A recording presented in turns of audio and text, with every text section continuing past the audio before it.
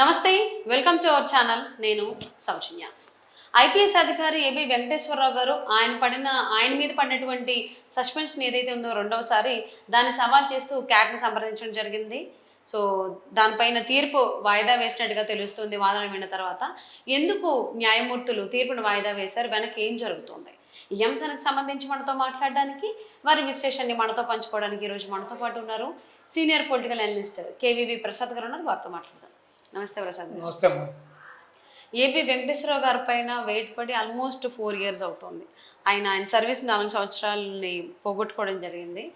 అంటే ఒకసారి వేసిన తర్వాత రెండోసారి కూడా అంటే ఆయన మళ్ళీ కోర్టుకు వెళ్ళడం, మళ్ళీ దాన్ని గవర్నమెంట్ ఆయన విధుల్లోకి తీసుకుంటే ఏదో నామకే వాస్తా ఏదైతే పోస్ట్ ఉంటుందో అది ఇవ్వడం జరిగింది. ఇచ్చిన తర్వాత కూడా మళ్ళీ సస్పెండ్ చేశారు. సేమ్ ఇంతకుముందు ఏదైతే కారణాలు చూపించి సస్పెండ్ చేశారు అదే సస్పెన్షన్ కంటిన్యూ చేశారు. అంటే ఒకటేసారి ఇలాగా 2 సార్లు చేయడం, సవాల్ చేస్తూ ఆయన క్యాట్ని సంప్రదించడం జరిగింది.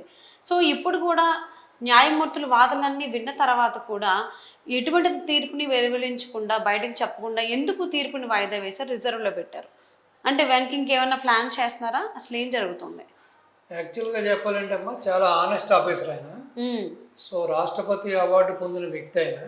సో ఆయన సర్వీసులో ఎన్నో శాఖల్లో తన యొక్క ప్రతిభని నిరూపించుకొని సో తన ప్రతిభతోటి ఆ స్థాయికి వచ్చిన వ్యక్తి కేవలం కమ్మ అనే ఒకే ఒక ముద్ర వలన, కమ్మ కులంలో పుట్టడం వలన, ఇప్పుడు ఆ కులంలో కావాలని ఎవరు పుట్టరు, కేవలం అదే దుగ్ధతోటి ప్లస్ ఆయన వివేకానంద రెడ్డి గారు, జగన్మోహన్ రెడ్డి గారి యొక్క చిన్న ఆయన వివేకానంద రెడ్డి గారు హత్య జరిగిన విధానం, హత్య జరిగినప్పుడు ఎవరెవరు దాంట్లో పాల్గొన్నారు ఏంటి అన్నది ఆయన దగ్గర పూర్తి సమాచారం ఉంది.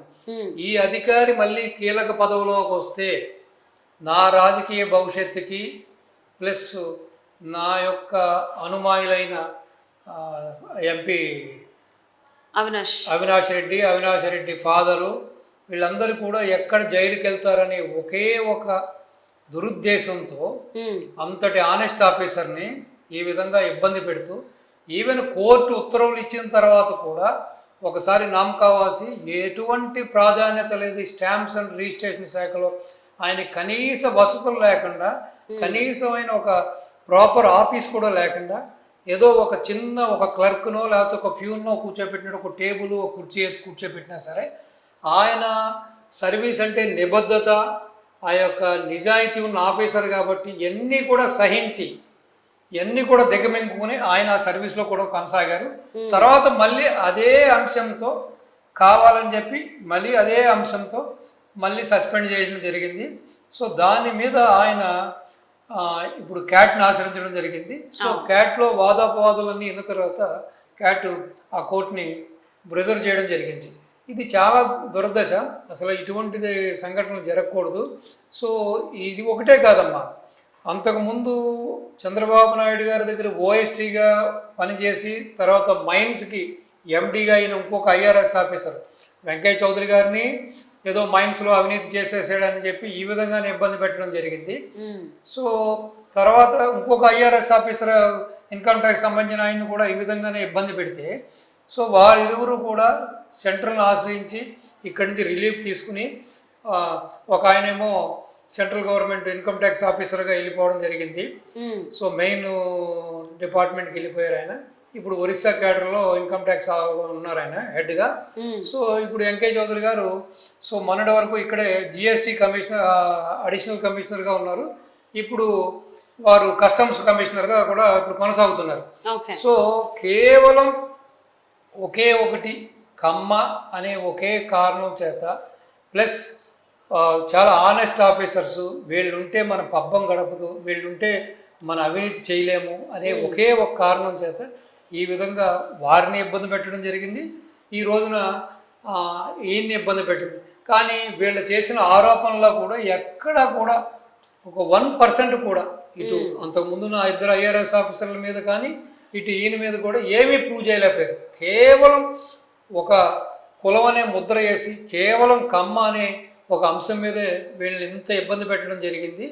మరి ఈ రోజున ఆయన అడ్వైజర్లు కానీ, ఆయన క్యాబినెట్ కానీ, ఆయన సలహాదారులు కానీ, ఆయన యొక్క జిల్లా ఇన్ఛార్జీలు తీసుకుంటే మొత్తం అందరూ కూడా విజయసాయి రెడ్డి, సుబ్బారెడ్డి, ఆ తర్వాత అయోధ్య రామరెడ్డి, సో ఈ విధంగా మొత్తం మిథున్ రెడ్డి, పెద్దిరెడ్డి, ఈ విధంగా రెడ్డి అనుకోనే ఉంది. మరి ఆ రోజున లేనిపోయిన అవాకులు చవాకులు పేలి కేవలం బాబు గారు 20 మంది డిఎస్పీని ఒకే వర్గానికి తీసుకున్నాడని చెప్పి కావాలని గ్లోబల్స్ ప్రచారం చేశారు. తీరా చూస్తే అందులో ఇద్దరు కమ్మ కులస్తులు ఉన్నారు, మిగతా వాళ్ళు మిగతా అష్టాధివర్ణాలు ఉన్నారు. సో ఈ విధంగా ఈ రోజున ఈ వ్యక్తిని ఈ విధంగా ఇబ్బంది పెట్టడానికి కేవలం ఒక విధంగా వెంకటేశ్వరరావు గారికి శాపం ఏంటంటే ఆయన కులమే. ఆయన అదే రెడ్డి అయి ఉంటే ఈ పాటికి డీజీపీ అయ్యేవాడమ్మా. ఇప్పుడు కూడా దీని నుంచి బయటపడితే నెక్స్ట్ పొజిషన్, ఎందుకంటే సీనియర్ మోస్ట్ ఆఫీసర్ ఆయన. సో ఆయన డెఫినెట్గా డీజీపీ అవుతాడు. సో ఎలాగైనా సరే వాళ్ళ గవర్నమెంట్ ఉన్నంతసేపు కూడా ఆయన్ని డీజీపీ అవ్వకుండా అవితే వీళ్ళ అక్రమాలు ప్లస్ ఎస్పెషల్లీ ఆ మర్డర్ కేసుని ఎక్కడ వెలికి తీస్తాడనో, సో దాని ద్వారా వీళ్ళందరూ ఎక్కడ బుక్ అవుతారనో, కటకటాలు పాలవుతారనే ఒకే దురుద్దేశంతో రకరకాలుగా విశ్వ ప్రయత్నాలు చేసి ఆయనని ఈ విధంగా ఇబ్బంది పెడుతున్నారు. ఇది ఒక విధంగా సమాజానికి మంచిది కాదు, సో డిపార్ట్మెంట్కి కూడా మంచిది కాదు. సో ఈ విధమైన గవర్నమెంట్ని అసలు ప్రజలు కూడా ఎన్నుకోవడం మంచిది కాదు. అంటే మే నెలాఖరికి పదవీ కాలం కూడా పూర్తవబోతోంది ఏబి వెంకటేశ్వరరావు గారు అని కూడా ఉంది. అంటే ఈ లోపే కనుక తీర్పు వస్తే ఈయన డీజీపీ అయ్యేటువంటి అవకాశాలు ఎక్కువగా ఉన్నాయి. మెండుగా ఉన్నాయి. ఇప్పుడు ఏదో ఎలక్షన్ టైం కూడా కాబట్టి, సో డెఫినెట్గా ఆనెస్ట్ ఆఫీసర్ కాబట్టి ఇప్పుడు డీజీపీ వాళ్ళ సామాజిక వర్గం వాళ్ళ జిల్లా వ్యక్తి కాబట్టి ఈ రోజున ఆయనకి తందాందని అంటున్నాడు. ఏకపక్ష నిర్ణయాలతోటి ఈవెన్ టీడీపీ అయినా బీజేపీ అయినా జనసేన అయినా సరే దెబ్బలు తిన్నా కూడా వెళ్ళి కంప్లైంట్ ఇచ్చినా కూడా ఎదురు వాడి మీద కేసు బుక్ చేస్తున్నారు.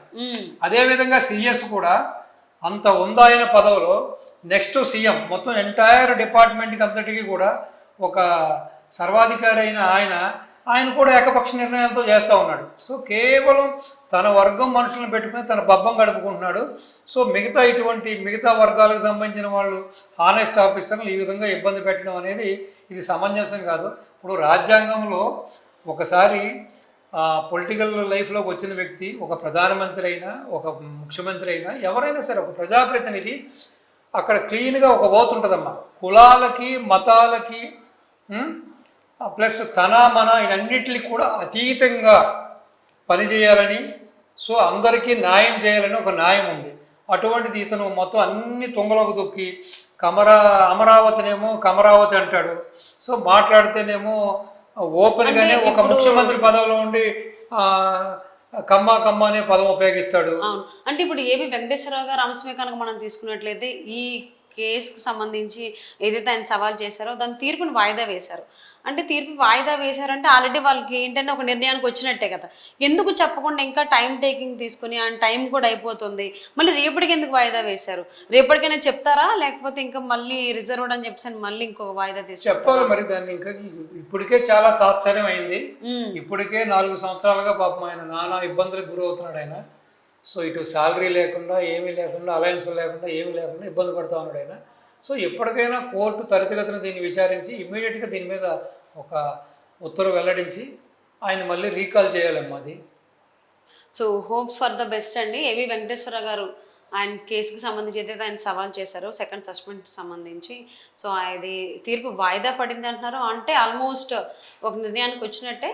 సో రేపటికి వాయిదా వేశారు కాబట్టి అదే ఆఖరి వాయిదా అయ్యేలాగా ఆయనకి పోస్ట్ తొందరగా వచ్చేలాగా అంటే అధికారంలోకి వచ్చేటువంటి విధంగా జరగాలని చెప్పి ఆశిద్దామండి.